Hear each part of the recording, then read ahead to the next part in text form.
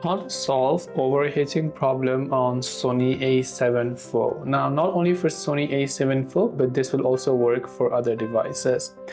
Now, there are first couple of things. Now, I won't get to those. Now, normally you know that you can try to just turn off your battery in between that you're not using the camera. Just turn it off and turn it on again when you're trying to record it.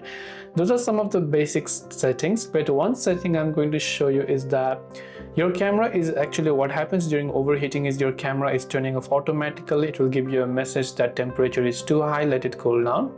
But what we're going to do is we're going to increase the enduring capacity of the camera. So there is a setting within the camera to endure that setting so that it will not turn off even when the temperature is set to high. But I wouldn't recommend this for most people, especially if you're recording in extreme circumstances, because too much heat can also cause your battery and your motherboard of the camera to deteriorate.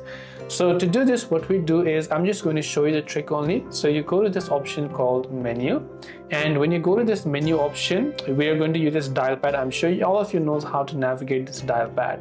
So on the left hand side, you can see a couple different options here. You want to scroll all the way down to the one. So I'm just going to go to the one over here that says power settings and so on. So here you can just scroll all the way down, and here you can see power setting option. So on setup, go to power setting option. From power setting option, just scroll and you can see auto power off temperature is set to standard. So what we do is we select that, we set this to high. So on standard, what used to happen was when your camera was actually overheating, it would automatically turn itself off. But now when we enable the setting, it will not turn off. So you can just go ahead and then fix this if you want to. So I hope the video helped you out, and if you have got any further questions, do feel free to leave them down below.